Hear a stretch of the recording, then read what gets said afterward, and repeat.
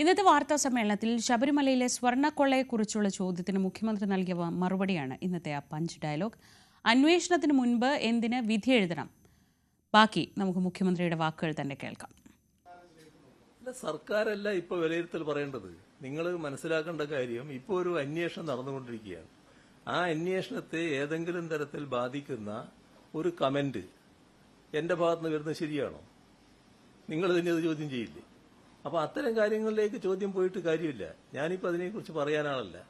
അതുമായി ബന്ധപ്പെട്ട് ഒരു കാര്യം മാത്രമാണ് ഉറപ്പാക്കേണ്ടത്: അന്വേഷണം കൃത്യമായി നടക്കണം. അതിപ്പോൾ നടന്നുകൊണ്ടിരിക്കുന്നുണ്ട്. ആ അന്വേഷണത്തിന്റെ ശേഷം എന്താണോ ചെയ്യേണ്ടത് അത് നമുക്ക് തീരുമാനിക്കാം.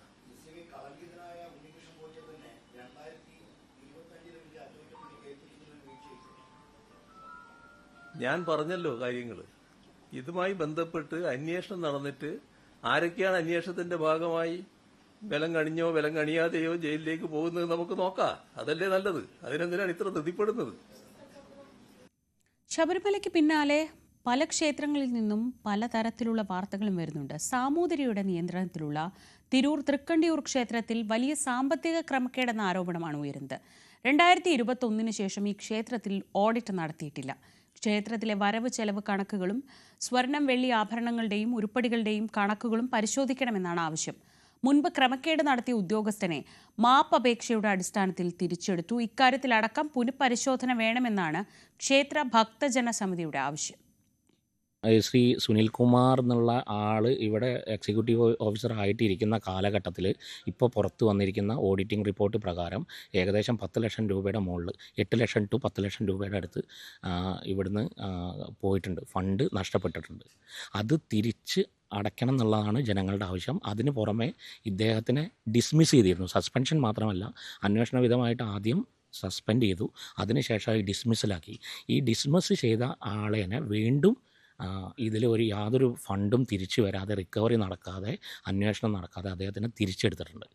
അതെന്തിൻ്റെ അടിസ്ഥാനത്തിലാണെന്നുള്ളതാണ് ഞങ്ങൾക്ക് അറിയാൻ താല്പര്യം. ഒരു ഇന്ത്യൻ നിയമപ്രകാരം നമ്മളൊരു കുറ്റം ചെയ്തിട്ട് മാപ്പപേക്ഷ കൊടുത്തു കഴിഞ്ഞ് കഴിഞ്ഞാൽ ഏത് കുറ്റമാണ് സാധൂകരിക്കപ്പെടുക? അങ്ങനെ സാധൂകരിക്കാൻ പാടില്ലല്ലോ. തെറ്റല്ലേ. തെറ്റിന് ശേഷം മാപ്പപേക്ഷ കൊടുത്തു എന്നുള്ളതാണ് ഓർഡറിൽ പറയുന്നുണ്ട്. മാപ്പപേക്ഷ കൊടുത്ത പ്രകാരം തിരിച്ചെടുത്തിരിക്കുന്നത്. അത് എന്തിൻ്റെ അടിസ്ഥാനത്തിലാണെന്ന് നമുക്കറിയില്ല.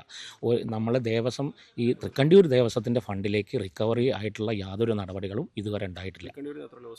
തൃക്കണ്ടിയൂർ ഏകദേശം ഇപ്പോൾ 2021 വരെയുള്ള ഓഡിറ്റിംഗ് റിപ്പോർട്ട് പ്രകാരം തന്നെ 10 ലക്ഷത്തിൻ്റെ രൂപയുടെ അടുത്തിട്ട് ഇനി അതിൻ്റെ മുകളിലേക്ക് ആവാനേ സാധ്യതയുള്ളൂ. അതിനുശേഷം ഒരുപാട് അദ്ദേഹത്തിൻ്റെ നേതൃത്വത്തിൽ വീണ്ടും ഇവിടെ പരിപാടികളും കാര്യങ്ങളൊക്കെ നടന്നിട്ടുണ്ട്. ഫണ്ടുകൾ പല രീതിയിൽ തിരിമറി ചെയ്തതായിട്ടാണ് കാണുന്നത്. മൾട്ടി വൗച്ചറുകളായിട്ടും അതുപോലെ തന്നെ ഇവിടെ വന്ന സ്പോൺസറിങ്ങുകൾക്ക് രേഖയില്ലാതെയും, പിന്നെ ഇൻവെൻട്രി രജിസ്റ്റർ ഇല്ല, ഭൂസ്വത്തുകൾക്ക് രേഖകളില്ല, ഒന്നിനും ഒരു രജിസ്റ്ററും കീപ്പ് ചെയ്യാതെ ഇവിടെ കുത്തഴിഞ്ഞ ഡേ ബുക്ക് വരെ ഇല്ല. ഞങ്ങൾക്ക് ഇവിടെ ദേവൻ്റേതായിട്ടുള്ള സ്വർണം വെള്ളി പാരമ്പര്യമായിട്ടുള്ളതും വഴിപാട് വരുന്നതുമായിട്ടുള്ള പിന്നെ അസറ്റുകളുണ്ട് ഭഗവാന്റെ. അതിൽ വിളക്ക് വിടും, ഓട്ടുവിളക്കുകൾ, കുത്തുവിളക്കുകൾ, ഇങ്ങനത്തെ സംഭവങ്ങൾ. ഇതിലൊന്നും യാതൊരു കണക്കോ കാര്യങ്ങളോ ഇല്ല. 2019 നടത്തിയ ഓഡിറ്റ് പരിശോധനയ്ക്ക് ശേഷമാണ് അന്നത്തെ ദേവസ്വം എക്സിക്യൂട്ടീവ് ഓഫീസറായിരുന്ന സുനിൽകുമാറിനെ സസ്പെൻഡ് ചെയ്യുകയും പിന്നീട് ഡിസ്മിസ് ചെയ്യുകയും ചെയ്തത്. ഇദ്ദേഹത്തിൻ്റെ കാലഘട്ടത്തിൽ തൃക്കണ്ടിയൂർ ക്ഷേത്രത്തിൽ നടത്തിയ കാര്യങ്ങളിൽ ഇതിൽ ക്രമക്കേടുകളുണ്ട് എന്നാണ് കണ്ടെത്തിയത്. അത് പണത്തിൻ്റെ കാര്യത്തിലായിട്ട്, നിത്യ ചെലവുകളുടെ കാര്യത്തിൽ, അതേപോലെ താൽക്കാലികത്തിന് ജോലിക്ക് ആളെ വെച്ച കാര്യത്തിൽ, വരവ് ചെലവുകളുടെ കാര്യത്തിൽ തുടങ്ങി വിവിധ കാര്യങ്ങളിൽ ക്രമക്കേട് കണ്ടെത്തിയതിനെ തുടർന്നാണ് ഈ ഒരു നടപടി ഉണ്ടായിരുന്നത്. ഇതിന് അദ്ദേഹം നൽകിയ വിശദീകരണങ്ങൾ തൃപ്തികരമല്ലെന്ന് കാണിച്ചുകൊണ്ടാണ് അദ്ദേഹത്തെ ഡിസ്മിസ് ചെയ്യാനുള്ള ഉത്തരവും പുറത്തിറങ്ങി. സാമൂതിരി രാജ ട്രസ്റ്റ് തന്നെയാണ് ഈ ഉത്തരവും പുറത്തിറക്കിയത്.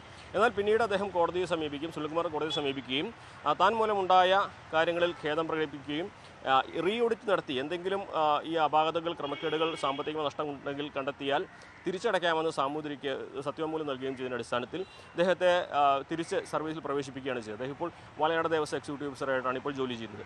അപ്പോൾ ഈ തിരിച്ചെടുത്ത നടപടി എന്തിൻ്റെ അടിസ്ഥാനത്തിലാണെന്ന ചോദ്യമാണ് ഭക്തജന സംഘം ഉന്നയിക്കുന്നത്.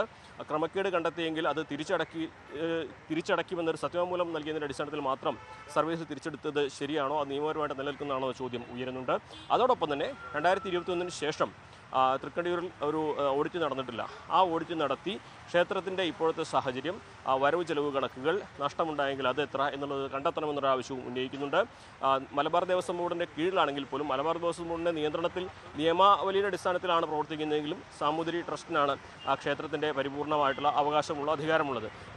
ആളുകളെ ജോലിക്ക് വെക്കുന്നതും അത് സംബന്ധിച്ച കാര്യങ്ങളൊക്കെ തീരുമാനിക്കുന്നത് ഈ ട്രസ്റ്റാണ്. അപ്പോൾ മലബാർ ദേവസ്വം ബോർഡിന് പൂർണ്ണമായിട്ടും ഇതിൽ ഇടപെടാൻ കഴിഞ്ഞിട്ടില്ല എന്നുള്ളതൊരു വസ്തുത തന്നെയാണ്. പക്ഷേ ഈ ഒരു വിഷയത്തിൽ ദേവസ്വം ബോർഡും സർക്കാരും ഒരുപോലെ തന്നെ ഇടപെട്ട് ഉയർന്നിരിക്കുന്ന ആക്ഷേപങ്ങൾ അത് പരിഹരിക്കാനുള്ള നടപടി സ്വീകരിക്കണമെന്ന ആവശ്യമാണ് ഉയരുന്നത്. എന്തുതന്നെയാണെങ്കിലും സാമൂതിരി ട്രസ്റ്റിന് കീഴിലുള്ള മറ്റ് ക്ഷേത്രങ്ങളിലും സമാനമായ സാഹചര്യം ഉണ്ടെന്നും ഭക്തജന സംഘം ആരോപിക്കുന്നുണ്ട്.